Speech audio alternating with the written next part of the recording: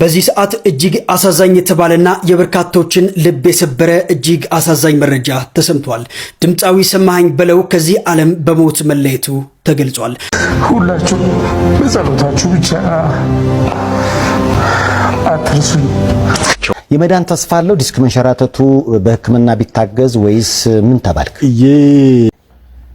ሰላም ውድ የተከበራችሁና የተወደዳችሁ የዚህ ቻናል ቤተሰቦች እንዴት ናችሁ? ሰሞኑኛ ወቅታዊ አነጋጋሪ የሆነ ቪዲዮችን ይዤላችሁ ቀርቤያለሁ። ለቻናላችን አዲስ ከሆናችሁ ቻናላችን ሰብስክራይብ፣ የምንለቃቸውን ደግሞ ቪዲዮች ላይክ ያደረጋችሁ አበረታቱን። ወደ ቪዲዮቹ ቤተሰቦች ዛሬ ሰኔ 8 እጅግ በጣም አሳዛኝ መረጃዎች የተሰሙ ነበር። ታዲያ ከነዛ መረጃዎች መካከልም እጅግ በጣም በሚያሳዝን ሁኔታ እጅግ በጣም ብዙ ህዝቦችን ይዞ ሲንቀሳቀስ የነበረው አውቶቡስ አደጋ እንዳጋጠማቸውና እጅግ በጣም የብዙ ሰዎች ህልፈት እንዳጋጠመ የተሰማ ነበር። ደግሞ መረጃ ምንድነው? እጅግ በጣም ታዋቂና አንጋፋው አርቲስት ሰማኸኝ በለው በሞት እንደተለየም እየተነገረ ነበር። እስኪ ደግሞ ቤተሰቦች ሌላ አንዳንድ መረጃዎችን ሰምተን ማሰማችሁ ቪዲዮ ምንድነው? በስውሯ ማርያም ቤተክርስቲያን በተለያየ ጊዜ እጅግ በጣም ድንቅ አስገራሚ ተአምሮች ይነገራሉ። ታዲያ እጅግ በጣም አስገራሚ የሆነ ተአምርም አንድ ወንድማችንም እያካፈለ ነበረ። ይህም መረጃ ሰምተን ነበር። ሊያርዱኝ ቢላ ባንገቴ ላይ አስቀምጡ። እኔ የቤተ ክህነት የቆሎ ተማሪ ነኝ። በአጋጣሚ ለትምህርት ስሄድ ጫካ ውስጥ ተያዝኩኝ። ያለኝን እንድሰጥ ተጠየቅኩ። እኔ ምንም የለኝም፣ ባዶ እጄን ነው። ሊያርዱኝ ቢላ ባንገቴ ላይ አስቀምጡ። እናቴ ስውሯ ማርያም ዝናሽን ሰምቻለሁ፣ ከዚህ ነገር አትርፊኝ አልኳትኝ። ስውሯ ማርያም ከሞት ከመታረድ አድናኛለች ብሏል። ከፍ አድርጋችሁ አመስግኑለት። ሰዎች እንደሰማችሁት እንደተመለከታችሁት ነው። ይህ ወንድማችን የደረሰችለት እናታችን ቅድስት ድንግል ማርያም እኛም በጠራና ሰዓት ተጠራና በፈለግና ሰዓት ተደረሰልን። እጅግ በጣም አሳዛኝና እጅግ በጣም መውጣት ከማይችለው ውስጥ ነበረ እንዲወጣ የረዳችሁ እንደሰማችሁት ነው። ታሪኩም እናንተም ሰማችሁን ሀሳብ ኮሜንት ላይ አስቀምጡልኝ። ወደ ኔክስት ቅድም በመግቢያችን ላይ እንደነገርኳችሁ እጅግ በጣም ብዙ ህዝቦችን ጭኖ ሲንቀሳቀስ የነበረው አውቶቡስ ድንገተኛ አደጋ አጋጥሞት የብዙ ሰዎች ህይወት እንዳለፈም የተሰማ ነበር። ይህ መረጃም ሰምተን እንመለስ። አሁን የሟቾች ቁጥር 31 ደረሰ። ተሽከርካሪው በጣም ከማርጀቱ የተነሳ ለቃላት ይከብዳል ሲሉ ነው እማኞች የገለጹት። ቀደም ሲል ከደሴ አዲስ አበባ የሚጓዝ የህዝብ አውቶቡስ ሀረጎ መንገድ ላይ የተከሰተ የአሰቃቂ አደጋ 28 ሰዎች ህይወታቸው ማለፉን መግለጽ የሚታወቅ ሲሆን ሶስቱ ሆስፒታል ሲደርሱ በመሞታቸው በድምሩ 31 ሰዎች ህይወታቸው ማለፉ ታውቋል። ሀሚ ለኮፍሲ ነሞተ ዱአኒ ሶዶሚ ቶኮ ገሄቲ ጅራም ነሞኒ ኢጃን አርገን ኮንኮላታን kun baay'ee dulloomee jechaafuu kan nama rakkisuudha jedhan. Balaasu kaneessaan kun daandii Haragoo otoobisii uummataa Daseerraa gara Finfinnee imalaa ture irratti mudatee kanaan lubbuun namoota 28 battalumatti kan galaafate yommuu ta'u, namoonni 3 gara hospitaala erga ga'anii booda du'uu isaaniitiin lakkoofsi namoota du'anii 31 akka ga'es beekameeti jira. Odeeffannoo wayituuf Harmee Miidiyaa laayik ፎሎ godha. ማንቸስተር መረጃውን ቤተሰቦች እጅግ በጣም ብዙ ሰዎች ህይወታቸው እንዳለፈ ነበር ሲሰማ የነበረው። እጅግ በጣም ብዙ ሰዎችም አዝነው እግዚአብሔር ነፍሳቸውን ይማረው ለቤተሰቦቻቸውም መጽናናቱን ይላክልን እየተባለ ነበር። በቀጣይ ደግሞ ማሰማችሁ መረጃ ምንድነው? አርቲስት ሰማኸኝ በለው ህይወቱ እንዳለፈ የተሰማ ነበረ። እስኪ ደግሞ ይሄ ቪዲዮም አይተን እንመለስ። በዚህ ሰዓት እጅግ አሳዛኝ የተባለና የበርካቶችን ልብ የሰበረ እጅግ አሳዛኝ መረጃ ተሰምቷል። ድምፃዊ ሰማኸኝ በለው ከዚህ ዓለም በሞት መለየቱ ተገልጿል። በሀገራችን የባህል ሙዚቃ ዘርፍ ታዋቂነትን ያተረፈውና በብዙሃኑ ዘንድ ሰሜ ባላገሩ እየተባለ የሚጠራው ተወዳጁ ድምፃዊ ሰማኸኝ በለው ህልፈት መሰማቱ ተከትሎ እጅግ በርካታ ኢትዮጵያውያን በዚህ ሰዓት ሀዘናቸው እየገለጹ ይገኛሉ። ድምፃዊ ባደረበት የድንገተኛ ህመም ምክንያት በሕክምና ሲረዳ ቆይቶ ዛሬ ሰኔ 8 ቀን 2018 ዓ.ም ከዚህ ዓለም ህይወቱ ማለፉ የቅርብ ቤተሰቦቹ አረጋግጠዋል። ለድምፃዊው ነፍስ ይማር እንዲሁም ደግሞ ለአድናቂዎቹና ለቤተሰቦቹ ፈጣሪ መጽናናትን ይስጥልን። እንደተመለከታችሁት ነው እጅግ በጣም አሳዛኝ መረጃ ነበር የተሰማው። እጅግ በጣም አስገራሚና አስደሳች የሆኑ ዘፈኖች የምናውቀው አርቲስት ሰማኸኝ በለው ህይወቱ ማለፉ እንደዚህ የተሰማ ነበር። ዛሬ ማለዳ ላይ ታዲያ እጅግ በጣም ብዙ ሰዎችም አዝነው ይመርሳ የተቀበሉት ነበረ። ታዲያ በቅርብም የተለያዩ ቴሌቪዥን ጣቢያዎች ላይ ቀርቦ ስለ ህይወቱ እንዲሁም ደግሞ አሁን ሳለበት የጤና ሁኔታ የተናገረ ነበር። ታዲያ ድንገተኛ ሞት ነው ያጋጠመው እየተባለ ነበረ። እነዚህ ቪዲዮዎች አይተን እንመለስ። የሚገርምሽ ይሄን ሰውነት ይዤ ምንም አንድ ነገር የለብኝም። ትልቁ ነገር እሱ ነገር የለም። ስለዚህ አሁን ስራ ጀምረሃል ማለት ነው። ይሄ ኮርስ አሁንማ በቃ አሁንማ 10 ኪሎ ቀንሻለሁ። አሁን 10 ኪሎ ቀንሻለሁ። ገና ይቀንሳል። የሴት ልጅ እድሜ ነው የማይጠይቀው፣ የወንድ ልጅ ክብደት አይጠየቅም። ኧረ ምንም ችግር የለም። ከስንት ላይ ነው 10 የተቀነሰው? ሳይነገርም እሺ አሁን ያለው አላማ ስንት ለመድረስ ነው? እስቲ አላማዬ አሁን 85 ለመድረስ ነው። ከቁመት ከመንገር ከቁመቴ ጋር 85 ለመድረስ ነው አላማዬ። ስለዚህ ደግሞ ሌላውን ደምሩት አመጣዋለሁኝ። ይመጣል። አይ የተሰራበት ዛለ መድረስ ነው ስለሆነ ይመጣል። ቤተሰቦች እንደተመለከታችሁት ነው እንደዚህ ሲናገር ነበረ። አሁን ላይ ፍጹም ጤነኛ እንደሆነ በዚህ ውፍረቱ ላይ ምንም አይነት ህመም እንዳላጋጠመው ያወራ ነበረ። ሆኖም ግን ባልታሰበ ሁኔታ ደጋጠመው ነበር ዛሬ የተሰማ የነበረው። ቤተሰቦች የመረጃ የምትሰሙ ሰዎች ለአርቲስቱ ጥናቱን ተመኙልን፣ ለወዳጅ ለቤተሰቦቹ ጥናቱን ተመኙልን፣ እግዚአብሔርን ነፍሱን ይማርልን። ወረኔክስት ባልደረቦቹ የተካደው ኮሜዲያን አሌክሶስ ምን አጋጠመው? በዚህ ሰዓት ላይ እጅግ በጣም ብዙ ሰዎችም የኮሜዲያን አሌክሶ ነገር እያሳሰባቸው ይገኛል። ምክንያቱም ያለበት የጤና ሁኔታ እጅግ በጣም አሳዛኝ ደረጃ ላይ እንደደረሰ የተናገረ ነበረ። ይህን ቪዲዮ ነው አይተን እንመለስ። ሁላችሁም በጸሎታችሁ ብቻ አትርሱኝ። አሌክስ በጠና ታሞ እንደሚገኝ በተለያዩ ማህበራዊ ድረገጾች በወጣው ተንቀሳቃሽ ምስል ቢታወቅም በሳቁና በተለያዩ የቴሌቪዥን ዝግጅቶቹ የሚታወቀው አሌክስ ለዚህ አልጋ የዳረገው ምክንያት ምንድነው የሚለው የበርካቶች ጥያቄ ሆኗል። በዚህ ጉዳይ አሌክስ እንዲሁም እህቱ ሃና ዝምታቸውን ሰብረዋል። ኮሜዲያን አሌክስ በዋሻው እንዲ ፕሮግራምና ለዘመናት ጓደኞቹ በሆኑት በዋሻው እንዲ አቅራቢዎች መከዳቱ የእግር እሳት ሆኖበት ለዚህ በሽታ እንደተዳረገ ተሰምቷል። ለመሆኑ ኮሜዲያን አሌክስ በዋሻው እንዲ ፕሮግራም እንዴት ተከዳ የሚለውን መረጃውን አሰባስበን በርካታ ስራዎችን ያበረከተልን ዋሻው እንዲ የተሰኘ ፕሮግራም ከመስራቾቹ አንዱና አቅራቢ አርቲስት ቲቪ ላይ የዘጠናዎቹ ፕሮግራምን የመራ በቅርቡም ኢቢኤስ ቲቪ ላይ የቤተሰብ ጨዋታን ለመምራት የተወዳደረና ብቃቱን ያሳየን ጨዋታ አዋቂው ጥርስ የማያስከድነው እጅግ ሰው አክባሪው ኮሜዲያን አሌክስ በጠና ታሞ ሆስፒታል የመግባቱን መረጃ አድርሰናችሁ ነበር። በሳቁና በተለያዩ የቴሌቪዥን ዝግጅቶች የሚታወቀው አሌክስ ለዚህ አልጋ የዳረገው ምክንያት ምንድነው የሚለው የበርካቶች ጥያቄ ሆኖ ቀጥሏል። በዚህ ጉዳይ አሌክስ እንዲሁም እህቱ ሃና ጌታቸው ዝምታቸውን ሰብረዋል። ኮሜዲያን አሌክስ በዋሻው እንዲ ፕሮግራምና ለዘመናት ጓደኞቹ በሆኑት በዋሻው እንዲ አቅራቢዎች መከዳቱ የእግር እሳት ሆኖበት ለዚህ በሽታ እንደተዳረገ ተሰምቷል። ለመሆኑ ኮሜዲያን አሌክስ በዋሻው እንዲ ፕሮግራም እንዴት ተከዳ የሚለውን እናሰማችኋለን። ተወዳጁን ዋሻው እንዲ ፕሮግራምን አባይ ቲቪ ቀርጾ ሲያመጣ የጣቢያው ባለቤት አቶ ግሩም ይልማ መጀመሪያ ስለ ፕሮግራሙ ያወያየውና ያነጋገረው ኮሜዲያን አሌክስን ነበር። ኮሜዲያን አሌክስ ከ10 ዓመት በላይ በስራም በጓደኝነትም አብረው ብዙ ነገር ያሳለፉትን ኮሜዲያን ጓደኞቹን በማሰባሰብ አማክሮ ከአባይ ቲቪ ጋር ውል ተዋውለው አብረው የዋሻው እንዲ ፕሮግራምን ይጀምራሉ። አሌክስ ዋሻው እንዲ ፕሮግራም ላይ የሚቀርቡ እንግዶችን በመጋበዝ 70%ቱን ስራ እንደሚወጣም ይናገራል። የዋሻው እንዲ መግቢያው ሙዚቃ ላይ ኮሜዲያን ፍልፍሉ እውነት አውርቼ አልሆነልኝም ደግሞ ለዋሽ ነው የሚለው የፍልፍሉ ድምጽ ሳይሆን ኮሜዲያን አሌክስ ነው የፍልፍሉን ድምጽ አስመስሎ የተናገረው። ቤተሰቦች በዚህ ዓመት የተለያዩ አርቲስቶችን እንደታመሙ እንዲሁም ደግሞ የተለያዩ አንጋፋና ታዋቂ አርቲስቶችን በህይወትም እንዳጣን እየተሰማ ነበር። ታዲያ ለኮሜዲያን አሌክሶ ሁላችንም ልንደርስለት ይገባል፣ ልንተባበረው ይገባል እየተባለ ነበር። እናንተስ ምን ትላላችሁ? የተሰማችሁን ሀሳብ ኮሜንት ላይ አስቀምጡ። በቀጣይ ደግሞ ማሳያችሁ መረጃ ምንድነው? እጅግ በጣም አስደሳች የሆነ መረጃ ነው። ይህን ቪዲዮ አይተን እንመለስ። አሁን በቀደም የዳርኩት ልጄ በጣም የምወደው በጣም የማከብረው እንደ ልጅ ብቻ ሳይሆን እሱ እንደ ጓደኛም እንደ አማካሪም እንደ ሁሉ ነገር ነው የምታየው። በዚህ አጋጣሚ እንግዲህ ፈጣሪ ባርክ ከነ ባለቤቴ ገብርኤላ ጥሩ ልጅ ጥሩ አጋር ነው ያገኘውና ፈጣሪ እንግዲህ እንድከብሩ ፈጣሪ ይፍቀድ።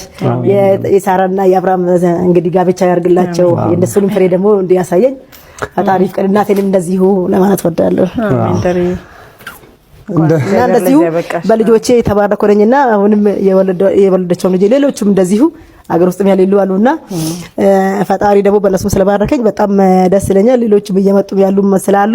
እነሱም እንደ ወንድሞቻችሁ ጎበዝ፣ እንደ እህቶቻችሁ ጎበዝ ነው፣ በርቱ። ለሀገር ደግሞ እንግዲህ የምታተርፉ ፈጣሪ ያርጋችሁ ለማለት ወዳለሁና ልጆቼ እንግዲህ ተናግረል ጠግብ ልጆቼ፣ አክባሪዎቼ፣ ደጋፊዎቼ፣ ቤተሰብ እህት ወንድሞቼ በተለይም ደግሞ የኔ ታናሽ እህት አለችና ታናናሾች አሉ ወንድሞቼንም እህቶቼንም እናትንም ጭምር በዚህ አጋጣሚ እንደ ጓደኞችን በሙሉ ዘመድ አዝማድ ለማመስገን እወዳለሁ። በዚህ የደረስኩት በእነሱ ድጋፍ ነውና እነሱ ባይኖሩ ኖሮ ምናልባትም እዚህ ላይ ደርስ ይችል ነበርና ብዙ ሰው እንግዲህ ብዙ ነገር ያደርጋል፣ ግን ብዙ ነገር አያሸንፍም። አንዱን ነገር ያሸንፍ ያለው ያን ሌላው ነገር ስለተወጡልኝ በጣም የማመሰግነው ሁሉንም። ለሰማችሁት ነው ቤተሰቦች ለወግ ማድረግ መብቃት ማለት ትልቅ እና ደስታና ትልቅ ነገር ነው። ታዲያ እጅግ በጣም ደስ የሚል ተሞክሮ ነበር ስታካፍል የነበረችው እጅግ በጣም ታዋቂና አንጋፋ አትሌት። ታዲያ እናንተስ የአትሌቷን ተሞክሮ እንዴት አገኛችሁት? ሀሳባችሁን ኮሜንት ላይ አስቀምጡ። ደግሞ ቤተሰቦች አርቲስቱ ታሟል እየተባለ ነበር። እስኪ ደግሞ ይህን ቪዲዮ አይተን እንመለስ። የመዳን ተስፋ አለው ዲስክ መንሸራተቱ በሕክምና ቢታገዝ ወይስ ምን ተባልክ? አንድ ታይቼ ነበር ከህንድ የመጡ ሐኪሞችም አይተውት እኛ እንሰራዋለን እኛ ጋናና እንሰራዋለን ብለው ነበር። እንዴት አድርገህ ታምናለህ? ያመንከው እንዲህ ከሆነ ፍርሃት ይፈጥርብሃል።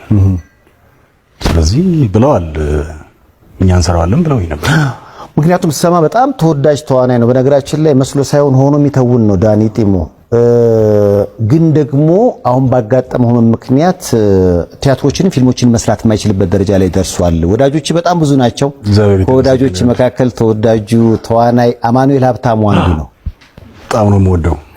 የረጅም ጊዜ ወዳጅ ነው። በጣም ነው የምወደው። የሚወዱ ወዳጆችህ አንድ ቲያትርና አንድ ፊልም እንግዲህ ያንተን የጤንነት ሕክምና ለማገዝ ይመስለኛል እንግዲህ በኢትዮጵያ ብሔራዊ ቲያትር የሚታይ ቲያትር አለ። ሙሉ ገቢው ለዳኒ ጢሞ እንዲውል በተለይ ተወዳጁ ተዋናይ አማኑኤል ሀብታሙ እስኪ አስደስተው ንገረው ብሎኛል። ይኸው ነገር ያለው እጅግ በጣም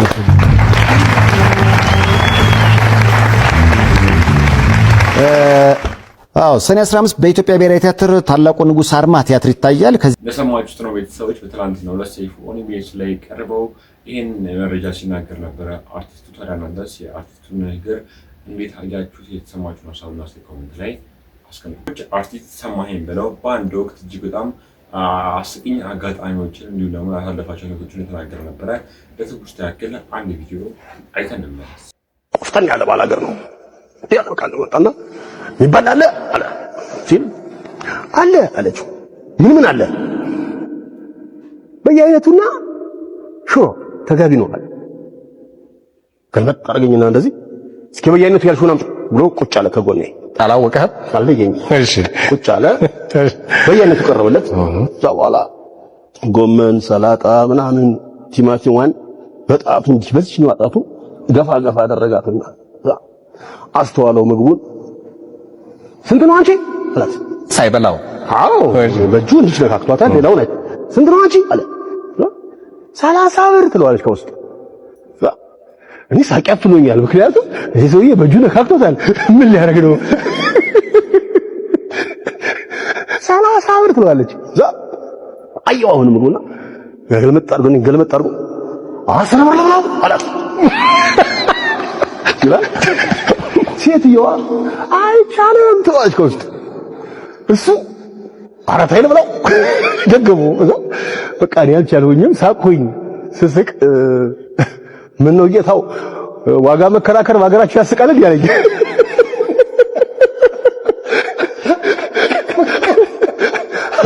አይ ባያስቅም ግን ወጥ ተደርጎ መጥቶ እንጀራው ላይ እንዴት ነው አንተ ዋጋ የምትጠይቀው ከዚህ ሰው? እና እኔ አርግሽ አምጪ ብያታለሁ ነው ብቻ ተመጣው ብሩጥ አለኝ። ከዛ ግድ የለም ብላው አንተ ችግር የለም ብላው እኔ ከፍላለሁ አልኩት ብለው ኮስተር አለና ቦታው ቀኝ አለኝ። ምን ግጠኝ? ይሄም ሌላ ጥያቄ ግድፈላብኝ አልኩት። ግድ የለም ወንድምህ ነኝ ያንተው ነኝ የራስህ ሰው ብላ ማነሽ እባክሽን የሚጠጣም አምጪለት አልኳት። ዛ ቁጭ አለ በላ። የሚጠጣም ቀረበለት። ዛ ቀርቦ በላና ከንፈሩ እንድች አድርጎ እኔ አይደለም ያመሰገነው። ምን የተባረከ ቀን ነው እናንተ። በቃ ምን የተባረከ ቀን ነው አለና ብድግ አለ።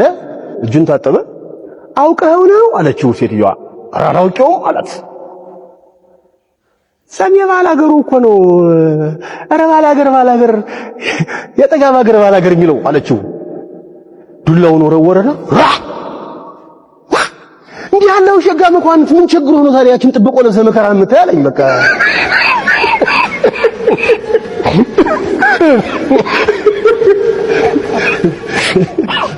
ለከታችሁ ነው ቤተሰቦች እጅግ በጣም ጨዋታ አዋቂና እጅግ በጣም ተወዳጅ ነበር። ታዲያ በዛሬው ዕለት ህይወቱ ማለፉ የተሰማ ነበር። በድጋሜ እግዚአብሔር ለወዳጅ ለዘመዶቹ እንዲሁም ለቤተሰቦቹ መጽናናቱን ይስጥልን። ለተለየር አርቲስትም ነፍሱን ይማርልን። በቀጣይ ደግሞ ማሳያችሁ ቪዲዮ ምንድነው እጅግ በጣም ጠቃሚ የሆነ አባታዊ ትምህርት ነው። ይህ ቪዲዮ አይተን ዛሬ ማስተዋወቃችሁ ወጣት ለህይወታችን ወሳኝ ነው። ቆራጡ ዳንኤል ይባላል። የዛሬ 2600 ዘመን በመካከለኛው ምስራቅ በኢየሩሳሌም ምድር የተወለደ የንጉሳውያን ቤተሰብ ነው። እናት አባቱ፣ ዘመዶቹ፣ ወገኖቹ እስራኤላውያን በሰሩት ኃጢአት በባቢሎን ተማርኮ በናቡከደነጾር አማካይነት ወደ ባቢሎን የወረደ ወጣት ነው። በስደት በወረደበት ሀገር የትምህርት ዕድል አግኝቶ አናንያ፣ አዛርያ፣ ሚሳኤል የሚባሉ ወጣቶች የወንድሙ ያክስቱ ልጆችን ይዞ ወደ ትምህርት ቤት ገባ። የወይን ጠጅ አልጠጣም፣ ቁርጥ አልበላም ብሎ በጥሬ 3 ዓመት ለመማር ወሰነ። ይህንንም በብዙ ፈተና አለፈ፣ ተፈቀደለት። ጥሬ እየበላ ተማረ። ትምህርቱንም ሲመረቅ ከ1 እስከ 4 አናንያ፣ አዛርያ፣ ሚሳኤል የሚባሉትን አስከትሎ በአንደኛ ደረጃ ተመረቀ። የእግዚአብሔር መንፈስ በውስጡ ነበረና 120 መሳፍንቶች ተሾሙ። እንደገና 3 ደግሞ መሳፍንቶችን የሚቆጣጠሩ ሰዎች ሲሾሙ የነየ የሶስቱ አለቃ የአገሪቱ መንግስት ምክትል ሆኖ ተሾመ። ቆራጡ ዳንኤል በስራው ሁሉ ውጤታማ ሆነ። ግን የአገሩ ሰዎች ቀኑበት። ቆራጡ ዳንኤልን እነሆ ከስራ ለማውረድ ከስልጣን ለማውረድ ብዙ ጣሩ። ምንም እንከን የለው፣ ምንም በስራው ላይ ክፍተት ስለሌለበት ሊያገኙበት አልቻሉም። እንዲህ ብለውም ተማከሩ። ዳንኤልን ልናሰናክለውና ልናወርደው ልናጣላው የምንችለው በእምነቱ ነው አሉ። ወደ ንጉሥ ዳርዮስ ገብተው በዚህ ወር ውስጥ 1 ወር ሙሉ ካንተ በስተቀር ማንም ወደ አምላኩ እንዳይጸልይ እንዳይሰግድ አዋጅ አውጅ አሉት። አሳወጁትም። ይህን ያደረገ ወደ አንበሳ ጉድጓድ እንዲጣል ሕግም አወጡ፣ አደረጉትም። ዳንኤል ግን አልደነገጠም። ወደ አምላኩ ቤቱን ዘግቶ መስገድ ጀመረ። በዚሁም ተያዘ። ወደ ንጉሱም ሄደው አጣሉት። ንጉሱም ይወደው ነበርና ሊያድነው ሞከረ፣ ማዳን አልቻለም፣ ሕግ ነውና። ወደ አንበሳ ጉድጓድም ጣሉት። አናብስቶቹንም ቅዱስ ሚካኤል ልኮ እግዚአብሔር አንደበታቸውን ዘጋለት፣ አልዋጨሩትም። ዳንኤል በጉድጓድ ውስጥ እያለ አናብስቶቹ እያጫወቱት እንደ ድመት ሆነውለት እርቦት ነበረና እንዳይራብ ያዕቆብ የሚባለውን ከኢየሩሳሌም በአንዱ ጸጉሩ አንጠልጥሎ ከነምሰው አንጥቶ በተዘጋ ጉድጓድ ውስጥ አስገብቶ ቅዱስ ሚካኤል መግቡ ወደ ነበረበት ዕንባቆምን መልሷል ማለት ነው። በማግስቱም እንደነጋ ሌሊቱን ሳይተኛ አድሮ ንጉሱ ይወደው ስለነበረ ወደ ጉድጓዱ ሄዶ በጠዋት እንዲህ አለ፣ እጅግ ዘወትር የምታመልከው አምላክ ዳንኤል አድኖሃልን? አለው። በፊትህ ቅንነት ተገኝቶብኛልና አንተንም አልበደልኩም እግዚአብሔርም አልበደልኩምና፣ አዎ መልአኩን ልኮ የአናብስቶችን አንደበት ዘጋልኝ አለ። ዳንኤል ከዚያ ጉድጓድ ውስጥ በሰላም ወጣ። እሱን የከሰሱ ሰዎች ወደ ጉድጓዱ እንዲጥሉ ንጉሡ አዘዘ። ወደ ጉድጓዱ ተጣሉ፣ ከነ ቤተሰቦቻቸው ከነ ልጆቻቸው። አናብስቶቹ በአየር ላይ ተቀብለው በሏቸው፣ አደቀቋቸው። ዳንኤል አማካይነት እግዚአብሔር በባቢሎን ከፍ ከፍ አለ። የዳንኤል አምላክ እንዲመለክ ተደረገ። አዋጅ ታወጀ። ዳንኤል እንዲቆራጥ ሆኖ በስደት ሀገር፣ በምርኮ ሀገር፣ በጦርነት በተማረከበት ሀገር ታምር ሰርቶ እግዚአብሔርን አስከበረ፣ እግዚአብሔርን አስመለከ፣ ራሱን ማዳነ፣ ከፍ ከፍ አለ፣ እስከ ንግስና ደረሰ። እኛም በተሰማራንበት በሃይማኖታችን ተመርኩዘን እግዚአብሔርን አጥብቀን ይዘን በመጾም በጸለይ ለጊዜያዊ ደስታና ለጊዜያዊ ምግብ ለጊዜያዊ ሆድ ሳንሸነገል በእውነት ማሸነፍ እንችላለን። ዳንኤልን መምሰል እንችላለን። በሄድንበት ስኬት አባት መሆን እንችላለን። እንደ ቅጣው እጅጉ በስደት ሄዶ ነው አሜሪካ የናሳ ንጉሥ የሆነውና እኛም ባለንበት በተሰማራንበት ሁሉ ቆራጡ ዳንኤልን እንድንመስለው እግዚአብሔር ይርዳል። እንዳያችሁት ነው ቤተሰቦች፣ እኚህ አባታችን በተደጋጋሚ ያስተምሩት ትምህርት እጅግ በጣም ደስ የሚል ቁም ነገር የሚያስጨብጥ ትምህርት ነው። እናንተም ትልቅ ትምህርት እንዳገኛችሁበት አልጠራጠርም ከዚህ ቪዲዮ። እስኪ ደግሞ ሌላ አንድ አሳዛኝ የህይወት ታሪክ ሰምተን ራበኝ፣ ብዙ ነገሮች አሉ እዚህ ጋር አንተ መንገር ማልፈልጋቸው በጣም ከባባድ ቀናቶች ሴት ልጅ ነኝ ብዙ ነገሮች አሉ መናገር ማልፈልገው ነገር የሚያሳልፋቸው ከባድ ቀናቶች አሉ እንዳይመስልክ እንደዚህ ሲባል እንደው በቀላሉ 18 አመት ይሆን እንዳይመስልክ ብርሃን ይመጣል ጨለማው ተገፎ ደስታ ይሆናል መከራው አልፎ የምስራች ቃል ይሞላል ባፋችን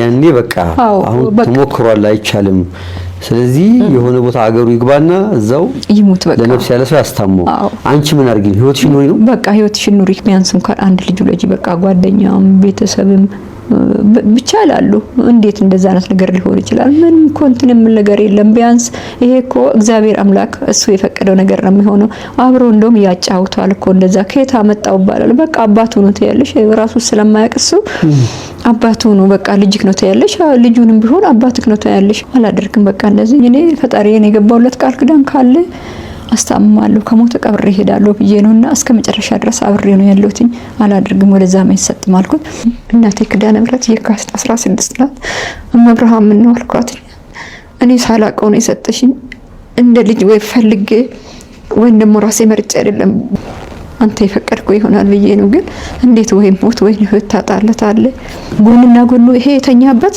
የተበሳ መጣ እና ጀርባውን በጀርባውን ስናስተኛ ደግሞ ጀርባው የተላጠ መጣ እያየሁትኝ አታበስ ብሽ ለምን ፈጥረሻልና ልጅሽን ለምኝልኝ መፍትሄ እንድፈጥርልኝ አምላክ እስራኤል መብርሃን ታይ ካለም አብሬ እኖራለሁ ከሞተም ቀብሬ ሄዳለሁ በቃ ይሄንን ከሁለት አንዱ ብቻ ስጪኝ ለምንድነው እንደዚህ ቢያንስ እንኳን አንደበቱን ነገር ቢያንስ ሌላው እንኳን ቢቀር ራሱን እንኳን አውቆ ያለውን ነገር እስኪ በዛ ሰዓት የተፈጠረው ነገር እንኳን እንገረይ ለምን እንዲሆናል በቃ ብቻ ከፈጣሪ ጋር ትግል ነው በቃ በኋላ ተነስቼ የካቲት 16 ነው ቀኑ እዛ ድሬ ተመልሶ መጣውና 11 ሰዓት አካባቢ 11 ሰዓት አካባቢ ይሆናል ብቻ ሌላ ሰው ነበርና እህቱ መታ አድራለች ወርቄ እንዴት ነው ምናምን ብዬ ስላት ይው እንደዛው እንዳለ ነው ምን ማልተንቀሳቀሰ ማለች አመጣውና የክዳነ ምሕረት ጸበል ቅዳሴ ካለቀ በኋላ በሃይላንድ አምጥቼ ነበር እሱ እንደባበስኩትና ባፉ ዝም ብዬ ጨመርኩለት ግማሹን ፈሰሰ ግማሹን ገባ ወደ 4 ሰዓት 6 ሰዓት አካባቢ ይሆናል እንግዲህ ረጅም ጊዜ ስለሆነ አላስታውሰው ይችላል ቀና ብሎ አየኝና እናቴ ምሳይን በላው አለኝ አንቺ ነሽ ስላት አረ ወንድምዬ ነው አለች እንዴ ታይ እንጂ ስላት አዎ አለችኝ ከ12 አመት በኋላ ነው እንደዚህ ያለሽ 12 አመት በኋላ ለመጀመሪያ ጊዜ ጮክ ብሎ ነው እንደዚህ ያወራ ምገርምክ ነገር ጮክ ብሎ እናቴ ምግብ በላው እንዴ ስለኝ ደነገጥኩኝ ተመለሰ እሷ የተናገረች መሰለሽ እሷ የተናገረች መሰለኝ አልተናገረማ ድፍን 12 አመት ሙሉ ምንም የምናገረው ነገር የለም ወርቄ አንቺ ነሽ ስላት አይ ወንድምዬ እኮ ነው የተናገረው ቤተሰቦች እኚህ እናታችን ሲናገሩ የነበሩ ታሪክ እጅግ በጣም አሳዛኝ ታሪክ ነው እና ታሪኩን የሚያጋጁት የተሰማችሁን ሀሳብና አስተያየት ላይ አስቀምጡ በስተመጨረሻም ማሳያችሁ ቪዲዮ ነው ቤተሰቦች ባለፈው ሳምንት ላይ በአርሲ እጅግ በጣም ብዙ የሃይማኖት አባቶች ህይወታቸውን አለፈ የተነገረ ነበር ታዲያ የተለያዩ አርቲስቶችን ድምጽ ይሆኑ ነበር ከነዛም አርቲስቶች መካከልም አርቲስት ቬሮኒካ አራንም የተለያየ ሀሳቦችን ተናገረች ነበር እስኪ ደግሞ የአርቲስት ቬሮኒካ አራንን ነገርም ሰምተን እንመለስ አርሲ ያስለቀሳት ቬሮኒካን መልእክቷን ላሰማችሁ ምን አረጋችሁ ቆይ አሁን ሰላምን በሰበኩ አንድነትን በሰበኩ ምንም የማያውቁ አባቶች ላይ በዚህ ልክ ግፍ መፈጸም ምን አጠፉ ምናችሁ ላይ ደረሱባችሁ እንኳን እነሱ ላይ እኮ ጦርነትን የሚሰብክ ላይ በጣም ክፉ የሚባሉ ሰዎች ላይ እኮ እጅ እኮ አይነሳም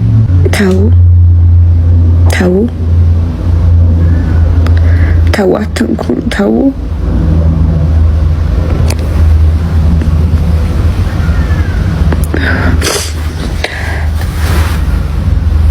እግዚአብሔርን ፍሩ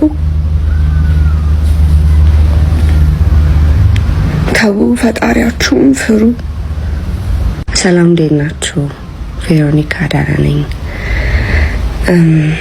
ያው ብዙዎቻችሁ እንደምታውቁኝ ኦርቶዶክስ ላይ በሚደርሱ በደሎች በጣም በተደጋጋሚ ብዙ ጊዜ ድምጽ ሰውን ታቆኛላችሁ ስፔሻሊ ደግሞ የሆነ ዓለም አቀፋዊ ዓለም ላይ እንዲታይ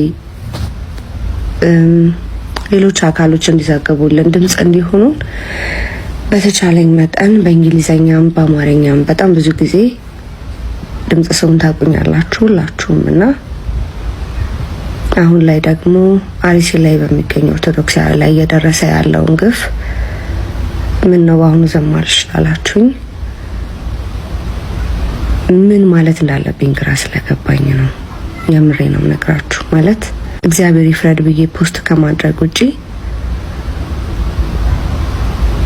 ቪዲዮ መስራት አልቻልኩም። እግዚአብሔር ቢፈርድ ነው የሚሻለው፣ የሱ ይብሳል እና አሁን ያለው አማራጭ ለእግዚአብሔር መስጠት ነው። እግዚአብሔር በጣም እድል መስጠት ያውቅበታል። ለሁላችን እድል መስጠት ያውቅበታል። በጣም እድል ሰጪ አምላክ ነው። ዝም ሲል እግዚአብሔር እድል እየሰጠ ነው። እድል እየሰጠን ነው። አርሲ ላይ የምትገኙ ይሄን ግፍ የምትፈጽሙ ግለሰቦች ዝም ሲላችሁ እድል እየሰጣችሁ ነው። ኦርቶዶክስ ላይ ብዙ በደል የምትፈጽሙ ግለሰቦች ዝም ሲላችሁ እድል እየሰጣችሁ ነው። እሱ የጀመረለት ማንም አያስቆመው። እሱ መፍረድ የጀመረለት ከባድ ነው። ይህን ጉዳይ የሚመለከታችሁ የመንግስት አካላት እባካችሁን ማድረግ ያለባችሁን ሁሉ አድርጋችሁ ኦርቶዶክስ ላይ የሚደርሰውን ግፍ አስቆሙልን እባካችሁ። እኔ እንደ አንድ ኦርቶዶክስ እምነት ተከታይ ሴት ነው የምጠይቃችሁ። አርሲ ላይ ለምትገኙ ይህን ግፍ ለበደላችሁ፣ ይህን አርሲ ላይ ብቻ አይደለም ኦርቶዶክስ ላይ ግፍ ለምትፈጽሙ በሙሉ አንድ ነገር ልንገራችሁ። ኦርቶዶክስ ላይ ብቻ አይደለም ሰው ላይ በአጠቃላይ ግፍ ለምትፈጽሙ ሰው ላይ ስልጣን የለውም። ሰው ላይ ስልጣን ያለው እግዚአብሔር ብቻ ነው። ምን አረጓችሁ? ቆይ አሁን ሰላምን በሰበኩ አንድነትን በሰበኩ ምንም የማያውቁ አባቶች ላይ በዚህ ልክ ግፍ መፈጸም ምን አጠፉ? ቤተሰቦች አርቲስት ቬሮኒካ አራስ ነገር የነበረው ነገር እንደሰማችሁት ነው። ሁላችንም ይሄን ነገር ልናስቆም ይገባል እያለች ነበረ። ለማንኛውም ቤተሰቦች ለዛሬ ይዤላችሁ የወጣው ቪዲዮ የሚያሳዩ በቀጣይ ቁም ነገር ያስጨብጣሉ ሀሳብና አስተያየት ለወጣው ሊደርሳችሁ ቪዲዮዎች ይዤላችሁ እመጣለሁ። ሰላምታችሁን አመሰግናለሁ። ቴንኪው